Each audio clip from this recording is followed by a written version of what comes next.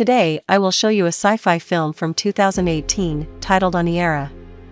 Spoilers ahead. Watch out and take care. The Aniara is an interplanetary spaceship meant to take humans to the terraformed Mars.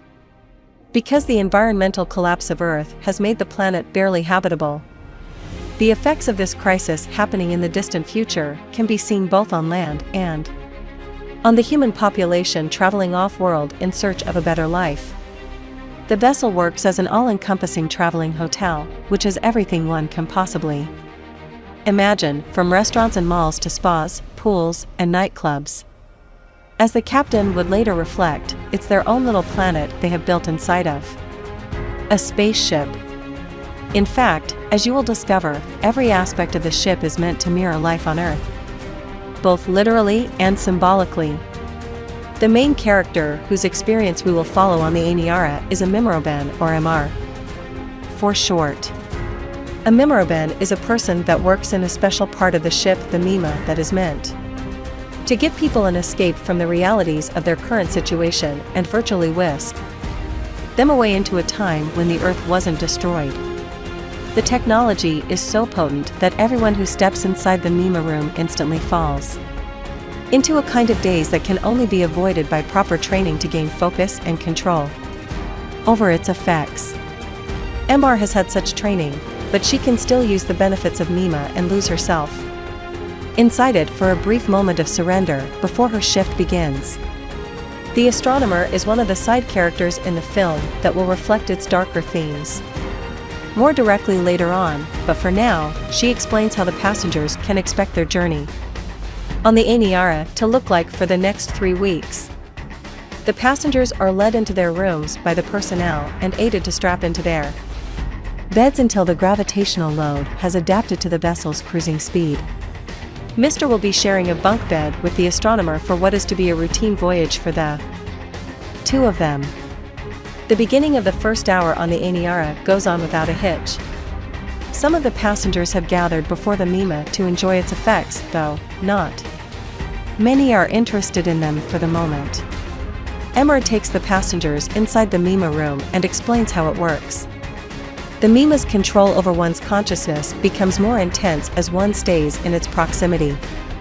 Mr. uses one of the passengers, Chabiba, to show the rest what they can expect to see once the full effects of Mima have entered their minds, as well as their memories, and she does it through a tiny monitor device.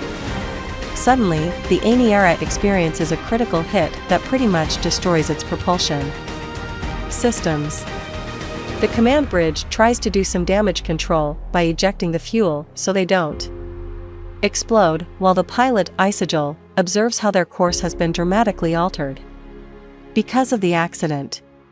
Some of the systems on the ship come back online, but the trouble with Aniara is only just beginning, as the captain will soon inform everyone on board the crucial information that the captain shares with the passengers and everyone else is that they no longer have control of the ship, and to get back on course they will have to wait for a celestial body to use its gravity and slingshot back on track.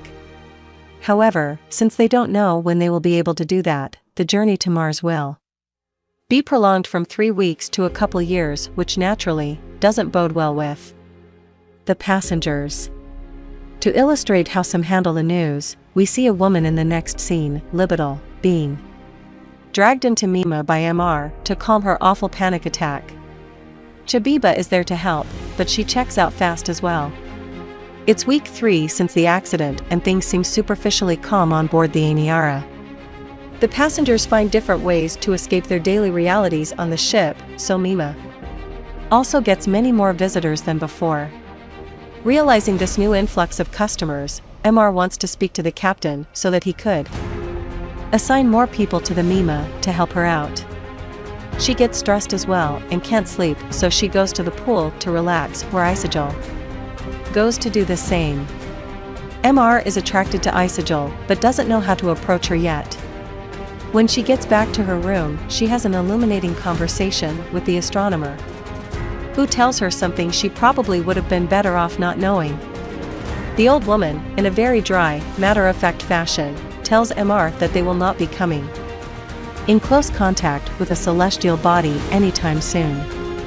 In fact, she's sure the captain is aware of that as well, but he's keeping the information from the others to avoid the negative reaction it can produce. Mr. also has trouble handling the fact that they are doomed to drift in the vastness of space for an indefinite amount of time, even though, unlike most of the others, she has no one waiting for her on Mars. She panics and tries to find some comfort in alcohol and Mima lying down in the fetal position and finally drifting off in the virtual space of the device. Mr. isn't the only one suffering panic attacks, as we can see in the next scene, where a passenger has also found out the same truth from the astronomer. While trying to calm him down so she can take him to Mima, Mr. drops another devastating truth about the hellish life conditions on Mars, which he, fortunately, doesn't hear because his translator knows better than to share it with him. Mr. takes the passenger to the already full Mima and finds him a spot next to the others, while also managing to grab the security guard just before he can fall completely under its control. Sometime later, she finally gets to see the captain to make her request for assistance in Mima, telling him that she will need around 5 to 6 people that will also need to be trained to resist Mima's images. Mr. thinks that the influx of clients in Mima will be even greater when the people find out that they won't be able to turn back. The captain agrees to grant her request and tells her that the rest of the people will be informed of the situation once they get used to eating the algae that will soon become their only source of food. After 3 years of drifting, the algae situation on the Aniara is causing a little bit of a problem with the filtration systems on board. The passengers are keeping it together somehow, mostly by using Mima or other ways to divert their attention away from their doomed state. Mr. keeps falling more for Isigel, even though she has one-night stands with men that mean nothing to her. She talks to the astronomer about what she feels for Isigel, but the woman just diverts the conversation into a fatalistic and defeatist acceptance of the human condition and all its marginal nonsense like love. In her worldview, their lives, their loves, and the Aniara are just as minuscule and meaningless in the vastness of space as the little bubble of air in her whiskey glass. Mr. tries to escape those ideas in the comfort of Mima, but as she will soon discover, the device itself is no better at dealing with their predicament than the humans seeking refuge in her delightful calm, as it can be seen in the horrible images of the birds disappearing or dying. The Mimroben can't find what exactly is the problem with the device as clients begin to come in for a session. Mr. welcomes all, but Mima begins unraveling once again, spouting what seems like nonsense and causing terrible nightmares in the clients. Mr. sees the nightmares with her monitoring device, first in one client, then in all of them, and quickly calls quits to the session, getting everyone out and not allowing anyone in, regardless of how many have flocked to enjoy the serenity of Mima. We see Libital again, very disappointed that she won't get into Mima for a session. Mr. gets a scolding from the captain for closing down Mima, even though she reminds him that it needs to rest, considering it can see and feel everything that the passengers have gone through. The captain doesn't care for her explanations, because he wants to keep the new ecosystem on the ship working, and Mima is a great part of that. Mr. continues to work with Mima, jotting down everything that the magical device states, as a kind of therapy to let it get out its innermost thoughts about the horrible visions it has received of mankind. Mima is on its very edge when people begin to enter the room and don't respond to Mr's yells to get out. Libital stares into the dying device when it explodes in what was probably a way to end its own life and suffering. In the next shot, we see Mr, who is not taking Mima's death easily. But neither is anyone else on the ship, with Libital already spreading rumors about Mr and her involvement in Mima's demise. Isigel goes to talk to the captain on Mr's behalf so that she doesn't get punished for what happened, but since he needs a scapegoat for his own wrongdoing, he's willing to accept the rumors about Mr as truth. The captain taunts Isigel in their conversation, prompting her to hit him, so she gets arrested. And Emelie faces the same fate just some moments later as the guards catch her in one of the hallways of the aniara and beat her up quite gruesomely before they take her in custody. The 4th year on the aniara rolls by and things become truly dire. Some of the people on board, in need of any kind of meaning and reassurance, begin to form cults, while others commit suicide in ever-growing numbers. Isigel and Emelie have gotten close during their years of imprisonment, and we can see them now getting chosen to be part of the additional staff of the aniara, tasked to maintain some of the ship's most important systems and resources. The two of them, however, get different directions, with Isigel getting back to logistics and Emelie getting a teaching position. They even get new lodgings together, which just strengthens their bond further. When Mr. walks through the ship after her 1-year imprisonment, she can see how changed and rugged it has become. Just like the cult of science, which Emelie is now a part of as a teacher, the other more nonsensical ones continue to grow on the aniara. This is something that Isigel and Emelie find out during a session in the spa when Chabiba asks them to be a part of the Libidal and the Libidella's cult.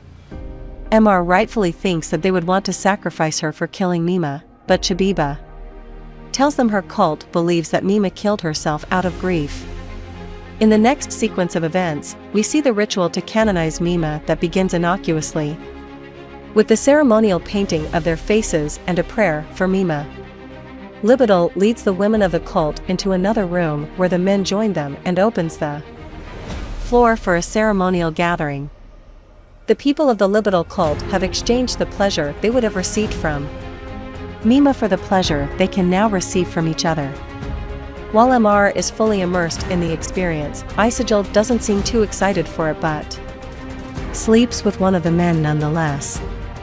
In the 5th year of Aniara's endless journey, Isigel and Emelie are expecting a baby, but Isigel, unlike Emelie, isn't happy about it, dispassionately reflecting on their hellish predicament on the ship.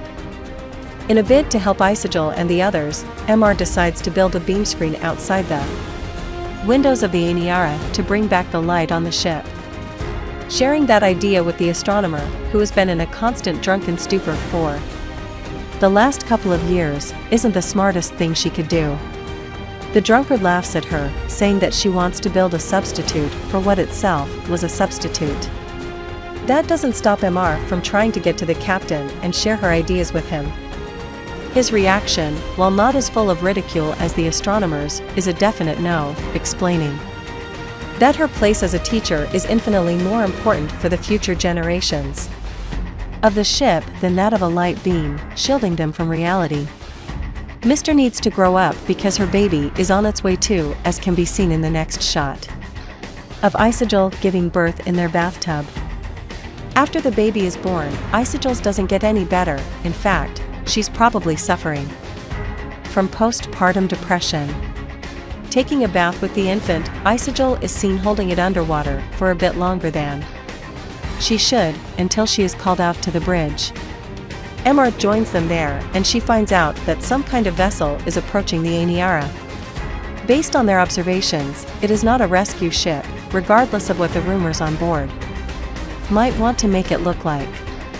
Isigel and the captain are of the impression that the vessel might be a probe carrying fuel and fuel rods for the ship. Even Isigel is happy about that discovery. The aniara rejoices about a future in which they can restart their engines and turn back home when the vessel arrives in a year or so. The 6th year comes with a different attitude and a different outlook on the aniara. The crew is getting prepared to grab the incoming vessel they see as their saving grace by performing simulations with the ship's grappling hooks.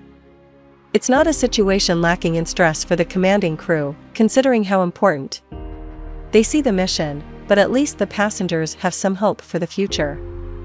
The vessel approaches finally, and the crew instructs the passengers to get into their cabins and lie down because they will be upping the gravity on the aniara considerably, so they can slow it down and grab it.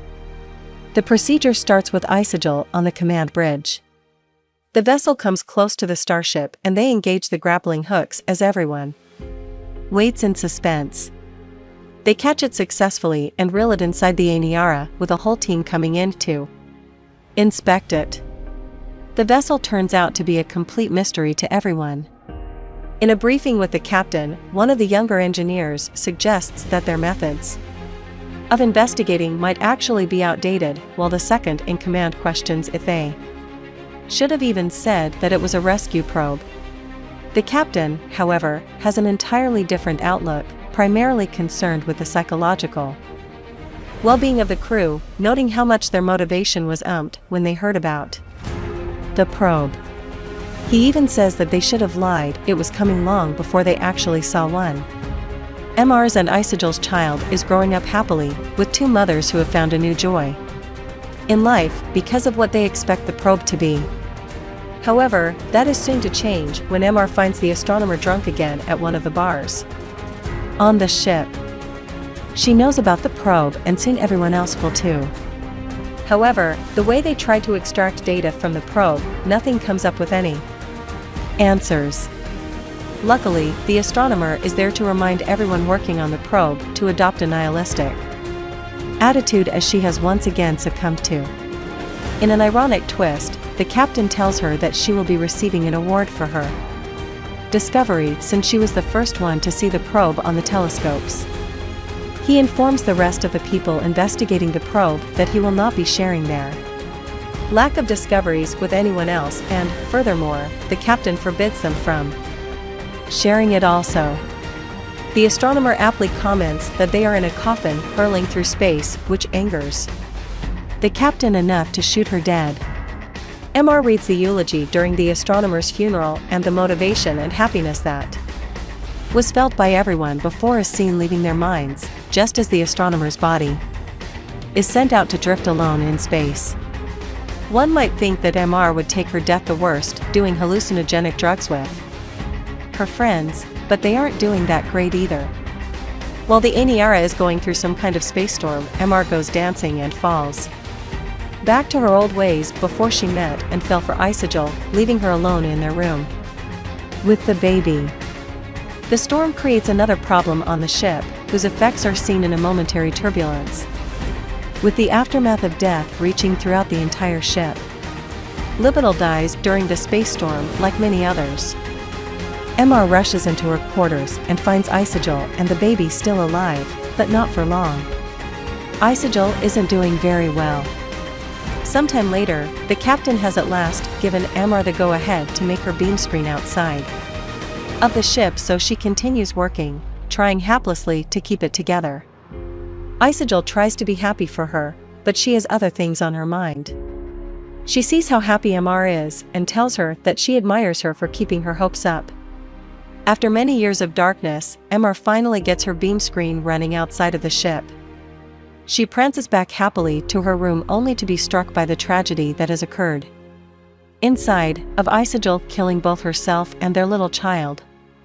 10 years later, the aniara is still operational, but with fewer passengers and even less enthusiasm than the previous years. After one of the most depressing parties to happen in deep space, the captain still pretends like everything is fine, even when he has begun cutting himself, saying that the aniara is a pioneering ship. He calls Mr on stage and gives her an honorary medal for exemplary achievement for her being. But she isn't happy anymore, nor does she care for the medal or the ship, quite frankly. Even the algae don't care anymore. It is the 24th year since the aniara started her journey into the unknown reaches of space, devoid of all meaning, and some of the people still persist. However, they return to cultish and mystical thinking, in their solemn surroundings. Almost 6 million years have passed with the aniara drifting in space when it finally arrives at a celestial body. No one is alive on board to witness it happening.